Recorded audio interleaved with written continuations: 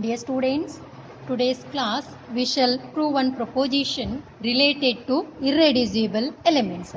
In the previous class we were defined the irreducible elements. That definition of irreducible element was that A belongs to R, where R is an integral domain with unit element, is called an irreducible element if A is not a unit. Second condition was the only divisors of A are units and its associates. Now we shall prove one proposition, that is the proposition number 6. Statement of the proposition is every prime element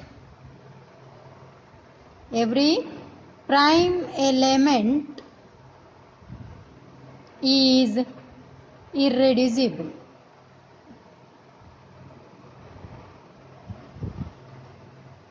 Definition of prime element was that P belongs to R, which is not a unit, where R is an integral domain with unit element. P is called an prime element if it has the property that whenever P divides AB, then we have that either P divides A or P divides B.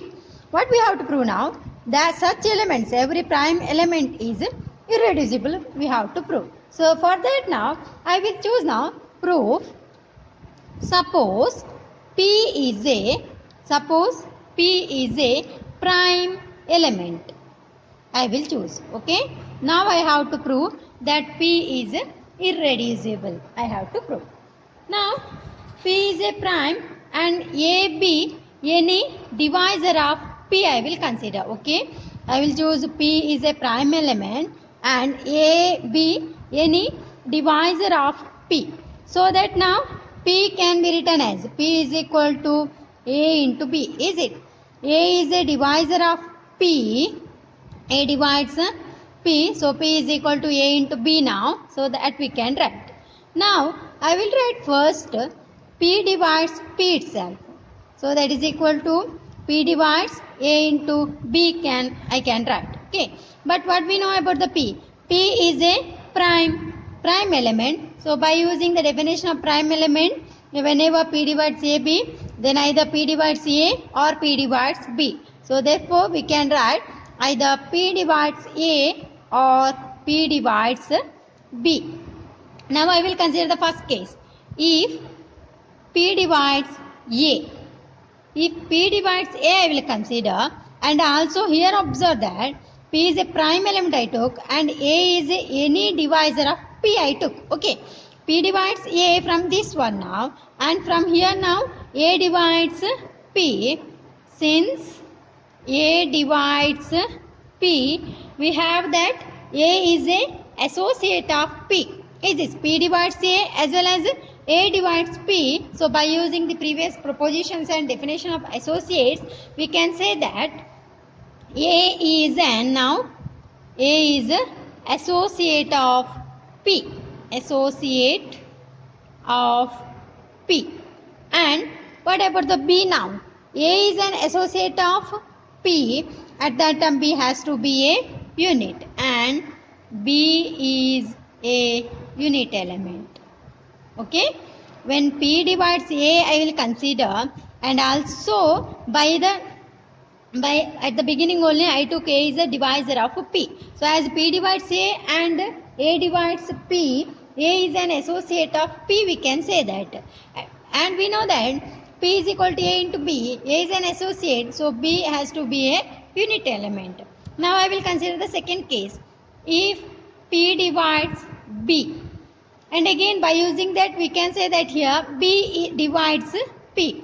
And since B divides P, observe that now P divides B as well as the B divides P. So at that time we can say that B is an associate of P. Is it?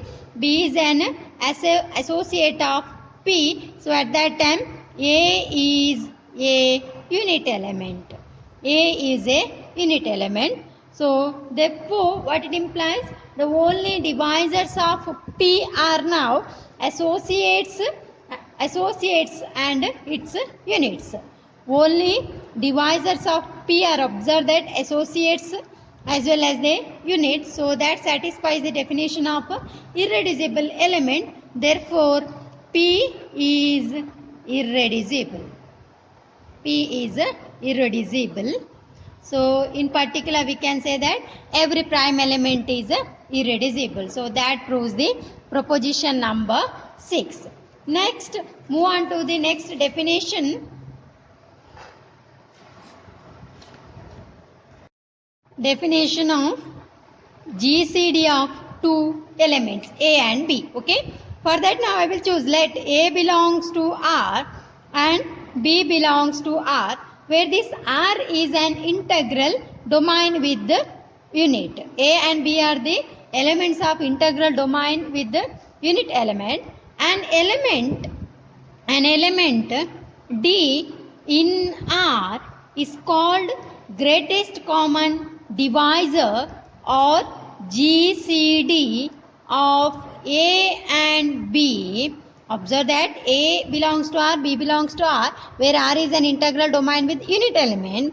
An element D in R is said to be greatest common divisor of A and B if first condition is D divides A and D divides B.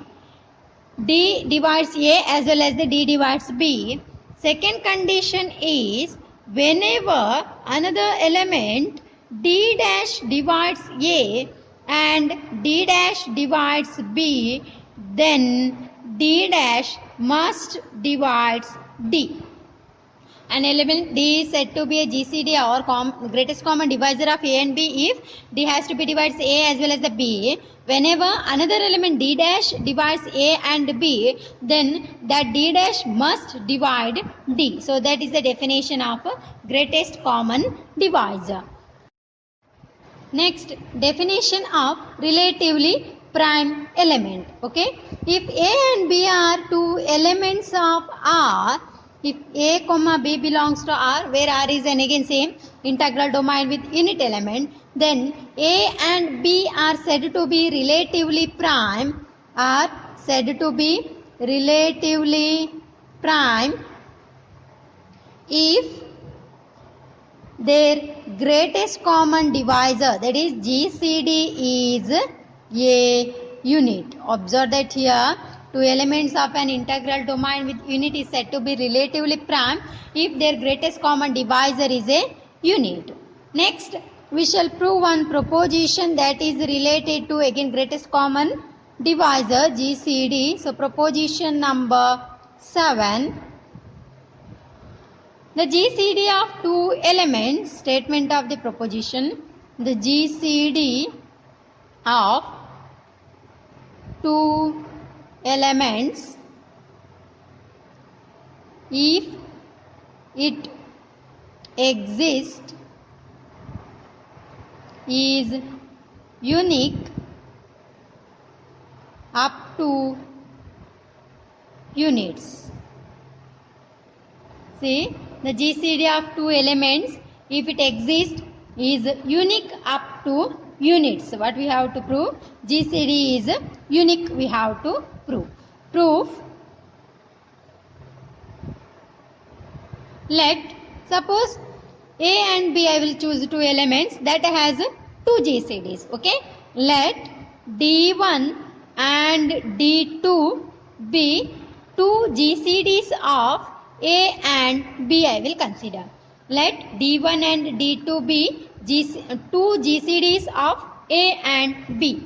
So what it implies? That satisfies the previous conditions. That is D divides A, so D1 divides A and D1 divides B. If another element D1 dash that divides A and B, then D1 dash divides the D1. Similarly for the D2 also. So that's why I will consider here now, since D2 divides A, because D2 is a GCD, that's why I will write D2 divides A and D2 divides B and D1 is a GCD. Here I will first consider D1 is a GCD. Next I will consider from this now D2 divides A and D2 divides B and D1 is a GCD, then by using the definition of GCD, we can say that D2 divides D1 also. Observe that D1 and D2 are the two GCDs of A and B. I will consider. So now I will consider first again. This is a GCD. That's why I will write D2 divides A, D2 divides B. As well as D1 is again a GCD of A and B. So by using the second condition of the definition of GCD, we can say that D2 divides the D1. Similarly, what we can say that now I can write, since D1 divides A, D1 divides B. Next case I will consider. Okay. And now I will consider D2 is a GCD. D2 is a GCD of A and B. Then again by using the second condition of GCD, we can say that D1 divides D2. As D2 divides D1 and D1 divides D2, by using the previous proposition number 5, A divides B and B divides A, that case, so at that time B can be written as A into U. So that form. Okay. So by using that, we can say that now D2 is equal to some U into D1, where U is unit. Where U is a unit. D2 is equal to U into D1 by using the proposition number 5 there. So U is a unit. So that proves the proposition number 7.